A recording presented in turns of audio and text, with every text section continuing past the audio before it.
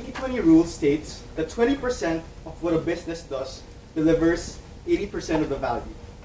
And this is the case, and this is the situation of today's client, Insight Robotics Unlimited, a company that's trying to find which part of its business model really delivers 80% of the value.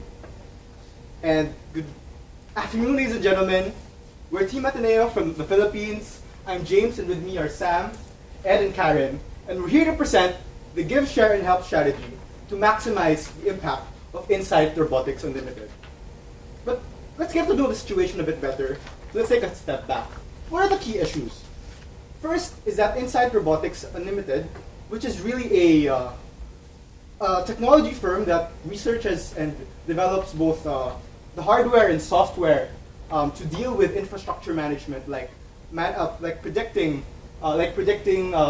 forest fires. So what are the issues that they face? First is that they operate in a highly regulated and competitive industry, given that one, they have to deal with governments, especially in emerging economies, but also in terms of a lot of people are actually in that space where they are operating in. Second is that they have limited skills and manpower. They're a company of 11 people. And so given this challenge, it's really hard for them to expand their business. Third is that the founder, Kevin Chen, actually has a great vision of really helping the world manage limited resources better. And in his business model, which will be explained later, is that the social impact is still minimal and not what he would like to see. These three things lead us to one problem statement. How can Insight Robotics Limited change its business model to actually maximize both the financial impact and the social impact to create that 80% impact that we're looking for? And in order to answer that first question, what we're going to do is first ask really why are we here and talk about market analysis. Second, what are we going to do in terms of strategy formulation. Third, how do we get there in terms of a recommendation implementation. And lastly, an impact analysis, which will really tell us what will happen when we do the give, share, and help strategy. So to elaborate further, let's have the market analysis by Ed. For the market analysis, we first talk about what is the market of the critical infrastructure management industry. And for that, we actually look into 4 different insights. First, the customers. Who are the customers of this particular industry? Secondly, what products are we selling to these customers? Thirdly, what business model do the players in this particular industry follow? And lastly, who are the main players and competitors in this industry? Now, for the customers, most of the customers that are being addressed by the products of this particular by this particular industry rather, are local government agencies that are actually in charge of maintenance and protection of different infrastructures, such as natural resources, energy, and the like. Secondly, they have a strong preference for state-of-the-art products, not just looking for fit-for-the-purpose type of product, but looking for very elaborate products that can offer state-of-the-art products and services. And lastly, they procure these products through tenders or bidding among the companies producing these products. Now, this actually gives them strong power in terms of bargaining how much they're going to charge for a particular product and service. Secondly, what are the products being sold in this particular industry? The products here are actually new technologies that are used for critical infrastructure management. So you have products that will be able to maintain your natural resources, energy, transportation, water, security, and agriculture. These are some of the examples are fully automated detection devices for reporting and protection of unwanted incidents like forest wildfire and the like. Now, after knowing what the customers and the products are, how do the companies in this particular industry produce the product, and how do they interact with the different stakeholders in this particular industry? And now we look at the business model. The main players in this particular industry are what we call the systems makers. They are the ones who develop the technology and invest in research and development and actually produce and manufacture the hardware that will be used by institutional and government clients. The systems makers primarily focus on both research and development and manufacturing because these are the primary drivers in terms of how they compete in this particular industry. So a systems maker may approach 2 persons. First, they can directly go to institutional and government clients, especially if they have close ties with them. Or secondly, they can approach the local system integrators or SIs who are recognized vendors of these government clients. So these are the ones that are actually in the vendor lists of the real clients in this particular industry. And what happens is systems makers mostly approach the SIs, especially for those markets that are actually outside their operating country, because it's more important to have ties with the local competitors, and you actually capitalize on the local ties of these SIs with the government agencies in order to win the products or in order to win the bid or contract. Now, lastly, when you talk about the systems makers, who are the primary competitors in this industry? And there we look at HelpSoft Industry Company Limited and also Yan Technology. And if we look at this, these companies actually have around 100 staff, and the other one has 800, and they have 20 patents, and the other one has 320 patents. So these are the two metrics that we actually use because these are very important in a technology industry such as this one. And as you can see here, these companies actually capitalize on having the scale in order to address a particular segment, and also having the patents that will drive them sustainable advantage in terms of long-term growth in this particular industry. And most of the products these competitors sell are actually think and observe data, or think and observe products. So what are these types of products? They are the ones that are in charge of collecting data in the different areas of the government, and also processing this data in order to come up with a summary of the information. Now, if we look at how competitive this particular industry here, as mentioned earlier, customers usually get the products through bidding, so they have high bargaining power. And at the same time, competitors are actually the ones in charge of research and development and manufacturing, which makes them both the suppliers and the competitors in this particular industry. When we talk about substitutes, most of the product in this particular industry are sector specific, so they are actually customized to the needs of the client, so they're not easily substitutable. And when we talk about new entrants, there are a lot of barriers to entry that we want to highlight, because our client company, IRL, or Insights Robotics Limited, is actually fairly a new entrant in this particular industry, which was just opened, or which entered this market in just 2009. So most of the barriers to entry are patents, because as you can see, most of the competitors actually have a lot of patents to sustain their competitive advantage in this particular industry. And also they have economies of scale, rather, because they have a large number of staff in order to develop their products. They are particularly cash rich, which allows them to go directly to the government, because most of the engagements here are actually require long credit terms as long as 300 days. So they need to have a lot of cash in order to sustain their operations. And at the same time, you have high fixed costs in terms of research and development. So what are the key insights from here? When we actually compete in this particular industry, it's quite difficult because competitors have an advantage in terms of the patents in order to sustain their competitive advantage. Also, when you talk about the client company, IRL, they're quite focused on the R&D side, which gives them limitations in terms of the manufacturing and the patent side. And lastly, this particular industry actually has, you actually need to emphasize on local ties with the government and the local market, being familiar with the local market in order to capture the opportunities in this market. Now, before we develop further the strategy that we need, let's first take a look at what IRL is and what it does as its business. And for that, here's Karen. So we now take a look at the core business model of IRL. First, we see that there's actually a process of first observing, or basically getting the raw data of, for example, a forest fire. You'll be able to get the data of the location and perhaps the temperature of the event or the location.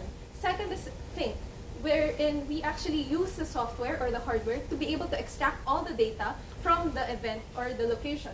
And third is where we visualize, or it's where we get the overview of the incident. We get the bigger picture of the incident of, for example, if there's a forest fire, we take a look at what's the temperature, or how big or how intense the fire is already, of what level it is. The last one is where we predict or we make trends based on the data that we are able to extract, so that when in the future we will be able to get that what are the actual causes of a forest fire. If the temperature is already like this, does it mean that you will be able to get this alarm of fire? So basically what we can get here is that our competitors as of now are actually just in the think and observe stage given their hardware. And what gives a competitive advantage to IRL is its ability to visualize and predict, something which its competitors have not been able to copy through their own software. And moving on, through our visualizing and predicting, we actually are able to diversify. IRL is able to have many applications of its software, such as in wildfires, or maybe in the long-term the surveillance of overheating substations, and as well as monitoring of the age of old bridges.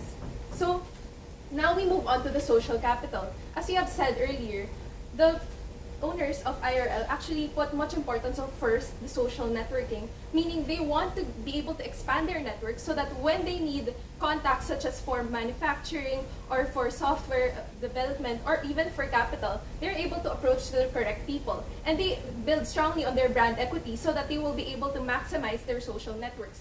But more importantly, we move on to the social impact, where their vision is to be able to provide the systems itself so that they will be able to contribute to the industry of developing the needed tools, for example, to prevent further forest fires or other technologies which will be able to help in the critical infrastructure building.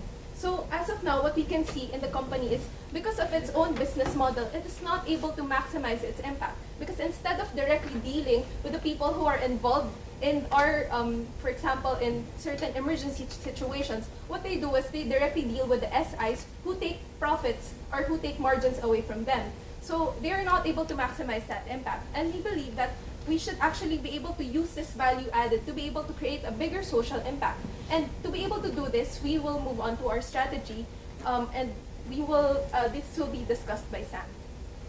So moving forward, as we said, IRL is just a new company. So we believe that we should actually look at short-term goals and long-term goals for the company moving forward.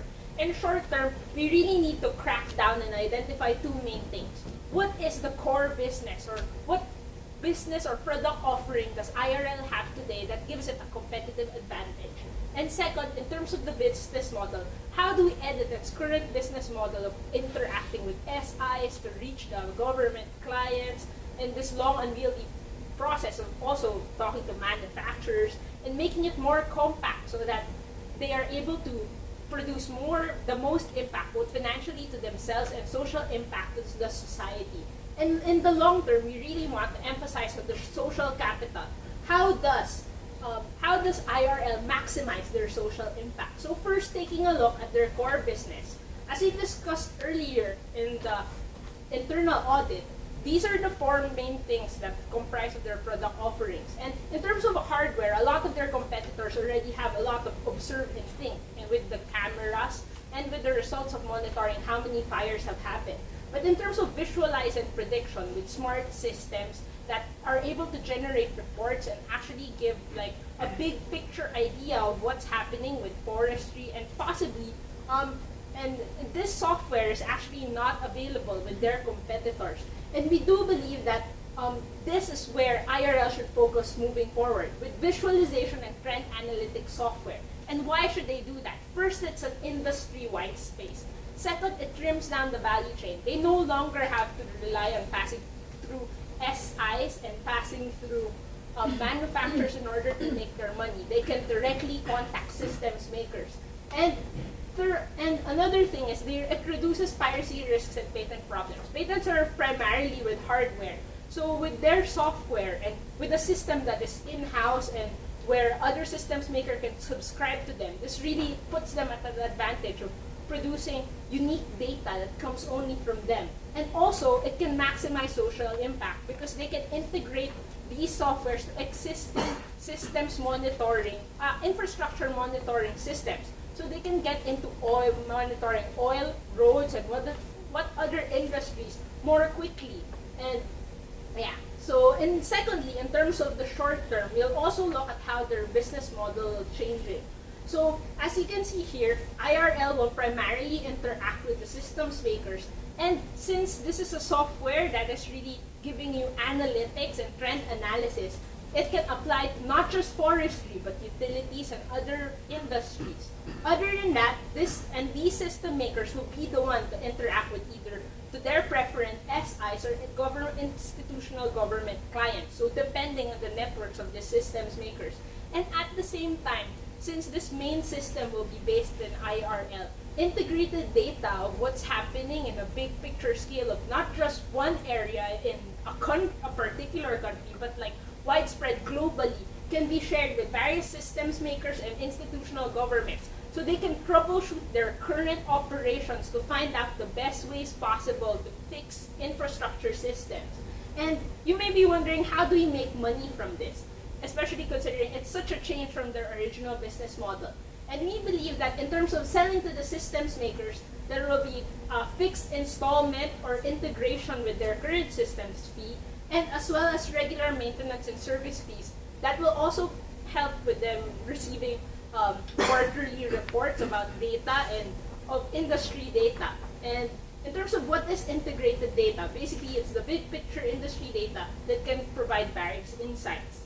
And lastly, in terms of the long term, we're really looking at social impact. And in this, we took a look at the various stakeholders stated in the case that IRL considers, which is government agencies, SIs, their customers, lobbyists, media, and NGOs of various infrastructure areas.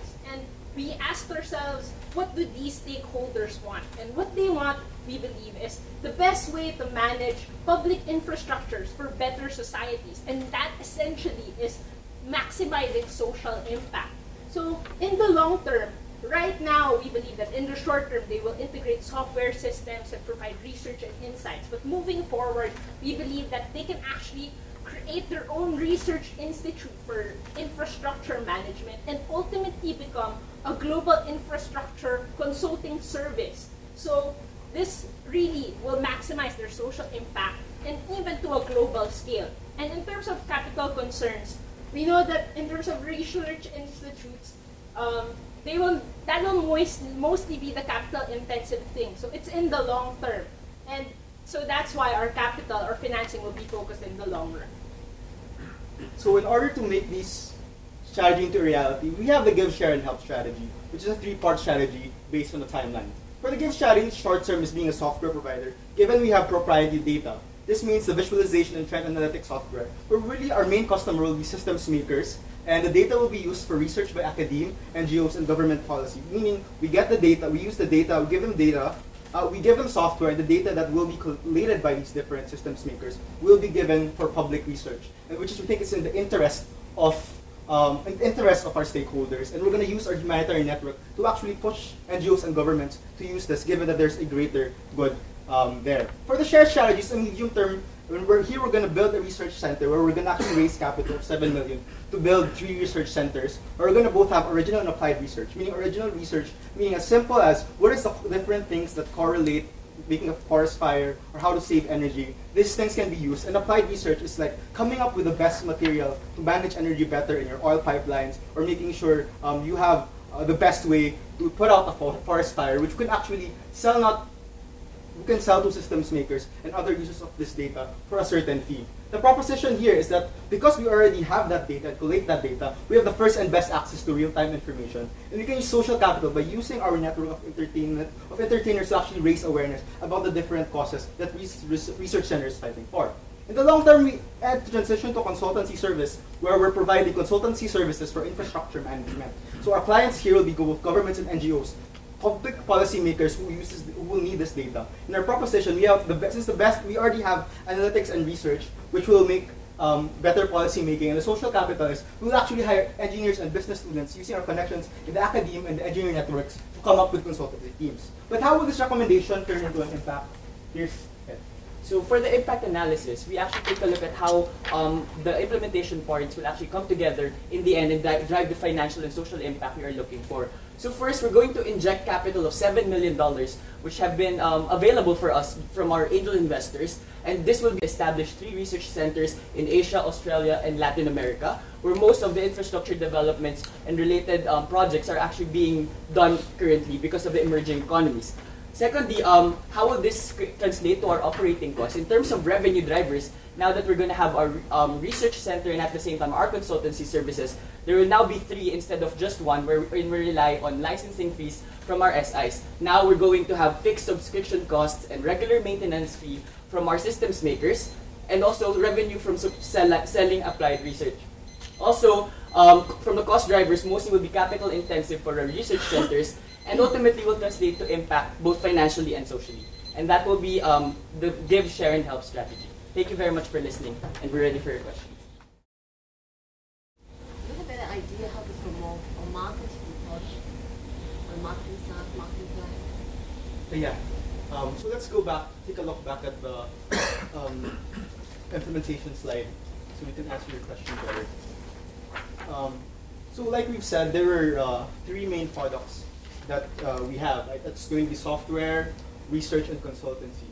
So how do you actually generate the demand for that and create a marketing plan? And what we want to do is actually generate a lot of demand coming from the government and NGO side. Because in the end, what governments want, and this is the proposition that we give, is that they want better information for public policy making. And so how we market it to them is by raising that cost, because we have a network of both NGOs, our current networks in the government, and even the founder is friends with a lot of artists. And so what we want to do is actually raise that information, and by telling people that if you buy from an SI that uses our software, that will actually be used to come up with more research, more data that can guide you for better decisions. And so that's going to be the main push of our marketing strategy. So this will cover both, well, one, advertising, focusing on our costs, targeted relationship management, meaning rather than just telling the message, retargeted messaging, using, for example, direct mail or CRM platforms to target the end users of the state, meaning government, and telling them a package of what's the information, when they buy something that comes with the insights, with our insight software, this is what they're getting. They're having a better cost, and this is something which we think is in the interest, in the calculus, or the decision making of these government bodies.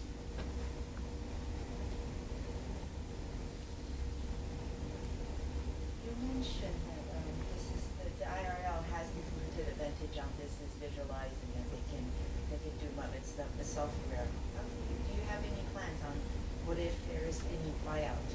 Again, with the other competitor in the market, would they be buyout, basically IRL, considering that you don't have the patent? Okay. We actually have the patent for the software, the visualization. So that's, I think, our key asset. And the reason why we wouldn't want to consider buying out, because again, our bottom line here is double. We're not just looking for financial impact, but also a social bottom line. And if we allow ourselves to be bought out and be used simply by one manufacturer, then that kind of research wouldn't be available to the public, wouldn't be available to government agencies, for all government agencies to use. So we wouldn't actually agree to a buyout. I think one of the case has also mentioned that one of IRL's goals really is to integrate a lot of the research schools are doing with making it to have reasonable impact to like society. So I do think that while maybe since we are not really the founders of the company itself, I do think that social impact will be one of their priorities in considering whether or not they would agree to being buyed out or not.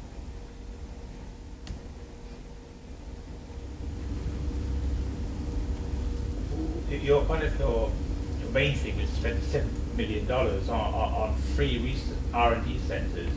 It just seems very odd to me that you're only a company of 11 people, and you're suggesting that there should be free research centres in widely diverse places. And although those correspond to the markets that you're thinking of doing, I'm not quite sure why you need an R&D centre for each place. Perhaps you could explain a bit more of the thinking, and also why anybody should invest $7 million in free R&D centres rather than in something more concrete. So for the first one, regarding the number of staff that you actually have, we actually plan to grow that number from 11 currently to 1,000 staff, because we're actually wanting to bring this out more, and IRL becoming, in the long term, becoming a consultancy services and a research center. And why we plan to actually plant the research centers in those three areas is that we actually feel that a lot of infrastructure developments are now going on or being implemented in the developing markets or in the emerging economies, and these will be the primary drivers or the primary users of our products and information.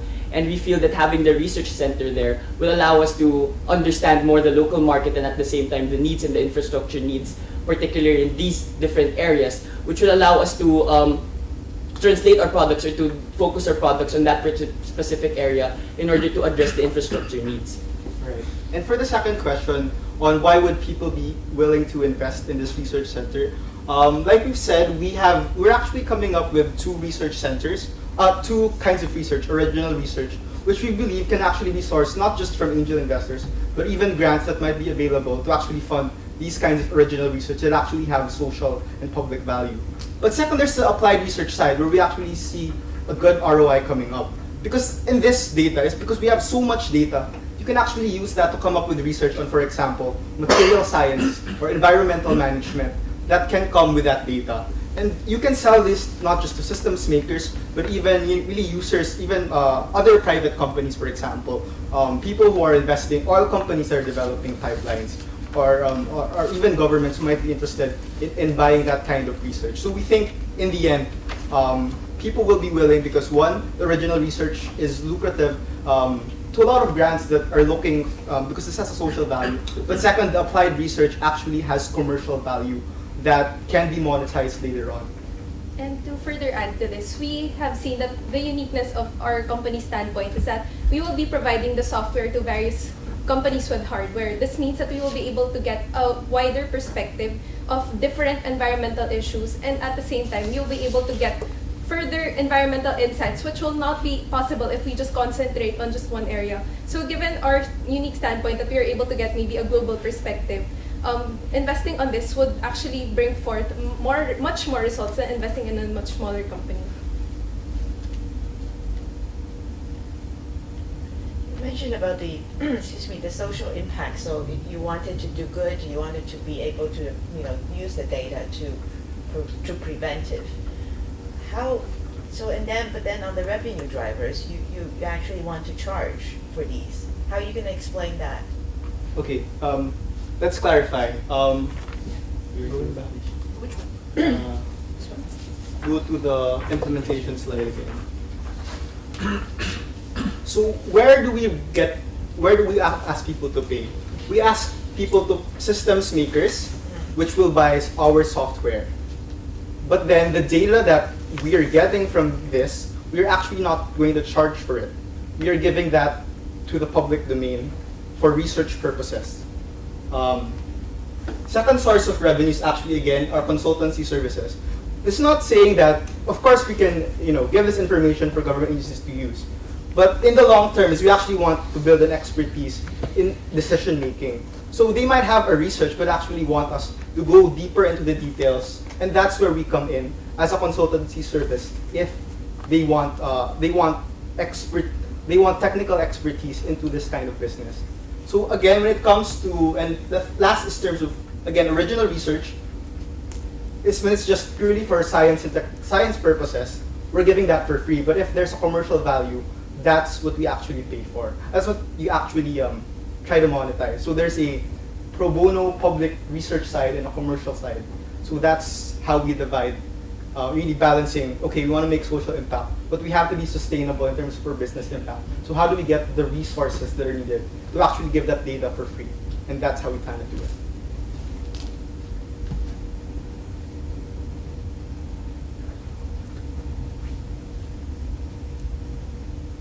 Any more questions? We still have 6 minutes. I think it's good that you picked up on the social impact side of the of the case study. If they're concerned about perhaps your idea that research would produce very fast returns, I mean, it normally doesn't. It normally takes quite a long time to get something off the ground. I mean, you think in Hong Kong terms of Professor Charles Cowell, who got the Nobel Prize for his work on optic fiber cables. The work was done in the 1960s in the UK. So it was sort of 70s, 80s, and now we're realizing all the wonderful value that has come from it. But it's 30 or 40 years down the line. So I think you would also be looking for more on the applied side. Yes, you can also get grants from government through different places, but I sort of kind of struggling, I guess, why you chose them that way, and also I was rather horrified to hear your scale up from 11 to 1,000. That is a huge jump. All right. I will address the question on revenues while the human resources side will be answered by Ed. So actually, while we've mentioned there are 3 revenue drivers, we're not saying that we can, in total, we think there's going to be a return. And that's mainly because we expect software and consultancy to be where the really the main chunks of our revenue in the short term. So the long term, again, is we realize that it's going to take a while, especially to create that kind of social impact, to get any return from this original and applied research. But we think that still adds value to the software and the consultancy businesses, because if we are engaged in that type of research, even if it doesn't get, and you can't ask people to pay for it right away, given the long-term nature, but because you're able to build both credibility and expertise by being engaged in research, you're able to sell your software better, and you're able to have an image of credibility when you're dealing with governments and NGOs. So that's why we think that a research center might not be the best way to earn revenue right away, but it's necessary to get to build that expertise to compete in the industry. Now, regarding the jump from 11 staff to 1,000, first, we would like to clarify that's actually part of our long-term goal in terms of building building our network within the academia and both also in the business area. We would be able to develop more products and services. And secondly, it's actually going to be a global implementation or strategy, as we've mentioned, because we're planning to build the research centers in 3 key areas, which will actually allow us to have a lot of access to a lot of talents globally, not just in Hong Kong or in China. So this will give us a lot of supply in terms of the number of talents that we'll be able to build on or to acquire. And to further add, I think one way to actually make sure that you're able to have better relationships with these different governments who you plan to become clients is actually to invest in their country and invest in their future. And by putting research centers and by creating, a research facility and investment in the region, which gives both employment and also gives students a job later on, is that in that way, when you actually have these connections with this government by building research centers in this area, you're in a better position to actually negotiate for these contracts later on, especially when it comes to our consultancy business. So we think it's necessary. The 1,000 people is really a necessary way to really gain some equity and gain some trust from these governments that we plan to target later on in the consultancy business.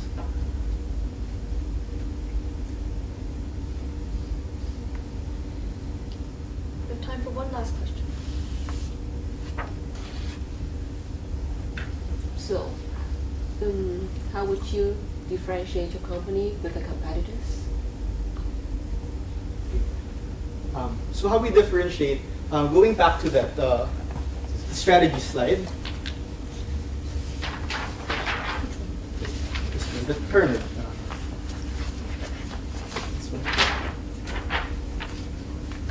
When we look at a lot of our competitors, they're focused, they also have research and development, but they're focused on, for example, developing vehicles that can be in any terrain, or a lot of the things that are in the observer think, or in the actual hardware that gathers the data. None of them have actually decided to focus on patenting software, which will both monitor not just a certain specific country, like a certain region, like let's say Guangzhou or Guangdong, but actually the whole world.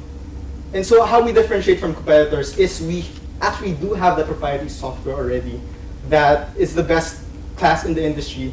That's the only one that can look at not just what's happening in 100 square meters, but actually look at the map and see what's happening all over the world. And so that's how we differentiate from competitors. But secondly, we actually really took a step back and decided, okay, we're not going to compete directly with people who already have 200 patents, but instead decide to be the supplier, given that their businesses are growing. So if you can't beat them, might as well join them, as this case illustrated. Thank you very much. Thank you.